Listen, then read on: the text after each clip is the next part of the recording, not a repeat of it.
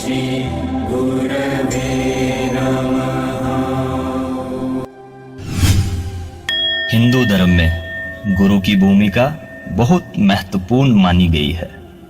मान्यताओं के अनुसार गुरु और भगवान में गुरु सबसे पहले पूजनीय है। गुरु ही हमें सतमार्ग का रास्ता दिखाते हैं। जीवन में उनके आशीर्वाद से ही हमें सफलता मिलती है। ऋषि संदीपन के शिष्य भगवान कृष्ण और विश्वामित्र के शिष्य भगवान राम अपने गुरु के बताए रास्ते पर चलकर भगवान बन गए। इसीलिए गुरु हमेशा पूजनीय होता है। इस संसार में बिना चाह के कुछ भी नहीं मिलता। आज जो हमें मिला है वो कभी ना कभी हमने चाहा होगा। इस जीवन में बहुत से मोड़ आएंगे और हम जब चाहें अपना रास्ता बदल सकते हैं। जब चाहो मोक्ष के रास्ते पर गतिमान हो सकते हो। ऐसे ही एक बौद्ध भिक्षु प्रज्ञाभद्र जो आगे चलकर तिलोपा के नाम से प्रसिद्ध हुए, उनकी कहानी है ये। बुद्धं शरणं गच्छामि। बुद्धं शरणं गच्छामि। धम्मं शरणं गच्छामि। धम्मं शरणं गच्छामि।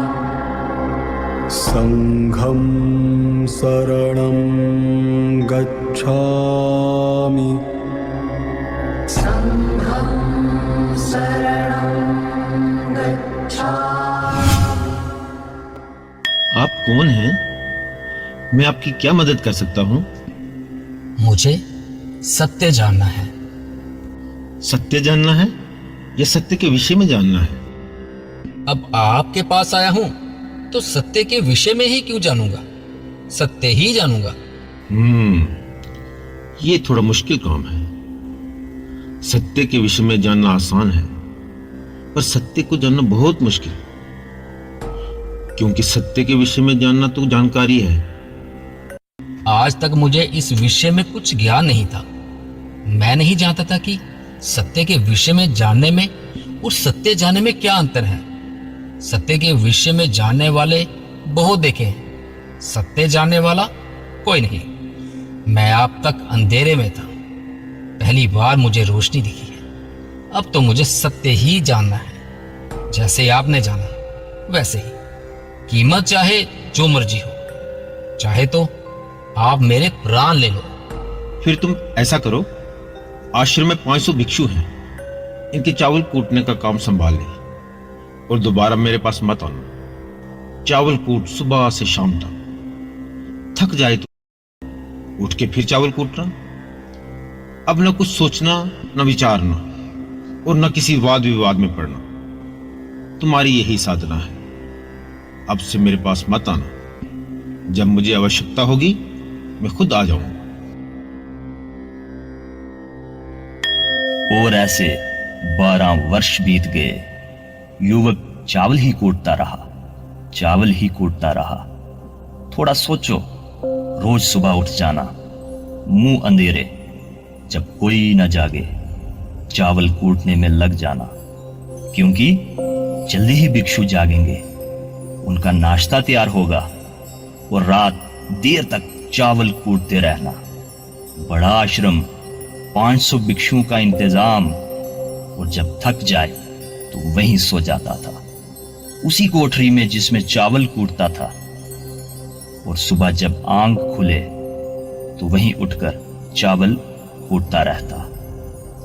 लेकिन जब विचारों को रोज नया नया भोजन ना मिले तो अपने आप क्षीण हो जाते हैं, अपने आप दुर्बल हो जाते हैं। धीरे धीरे विचार समाप्त होते गए। वर्ष 2 वर्ष के बाद तो बस चावल कूटना, चुपचाप, मौन और चित खो गया। 12 वर्ष बीत गए।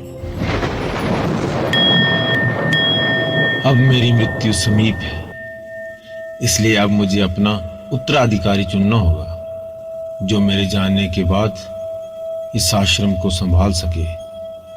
आप सब में जो भी अनुभवी है वो रात मेरे दरवाजे पर 4 पंक्तियां लिख दे, ऐसी पंक्तियां जिनमें उसके अनुभव का सारा सार ये तो मेरे बाएं हाथ का काम है। मेरे से बड़ा ज्ञानी यहाँ कोई नहीं है। कोई तो बोलो। इस आश्रम को तो मैं ही संभालूंगा।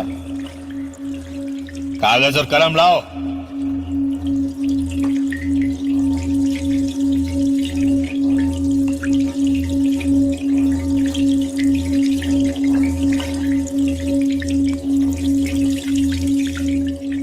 मन एक दर्पण है जिस पर विचार की, विकार की, वासना की धूल जम जाती है। धूल को झाड़ देना ज्ञान है, और जिसकी धूल जड़ गई और दर्पण निर्मल हो गया, वो ही मोक्ष को उपलब्ध हो जाता है। वाह, क्या ज्ञानवर्धक पंक्तियां हैं। सच में इस आश्रम को संभालने वाला ऐसा ज्ञानी महापुरुष ही होना चाहिए।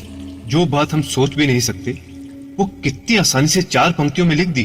भाई, इसी को तो अनुभव बोलते हैं। चलो, बहुत रात हो गई है, सो जाते हैं। सुबह विजयपाद जी जब वो पंक्तियां पढ़ते हैं तो गुस्से में आग बबूले हो जाते हैं। ये किस मूर्ख ने दीवार गंदी की है? किस नासमझ ने ये लिखा है?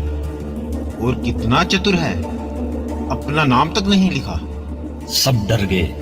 किसी ने भी पंडित का नाम नहीं लिया, पर पंडित था चालाक, जानबूझकर अपना नाम नहीं लिखा था। सोचा गुरु खुश हो गए तो बता दूंगा मैंने लिखी हैं, नहीं तो चुप रहूंगा। क्योंकि वो जानता था कि अभी उसका मन दर्पण नहीं हुआ। ये सब तो वो ज्ञान था जो उसने दूसरों से अर्जित किया था। ये उसका अपना अनुभव ना था। धूल तो अभी जमी ही थी। मन सदा बेईमान है, और जितना मन पंडित हो जाता है उतना ही ज्यादा बेईमान हो जाता है। ठीक तो लिखा था।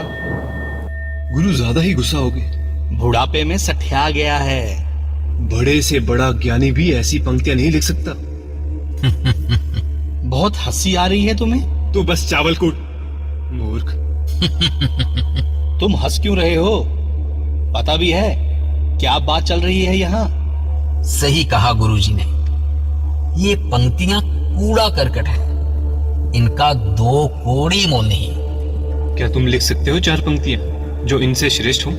लिख तो नहीं सकता, मैं अनपढ़ हूं। मैं बोलता हूं, तुम उसे लिख दो।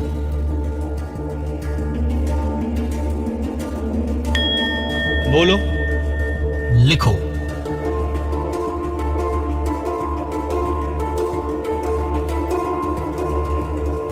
मेरा नाम भी लिख दो। ठीक है।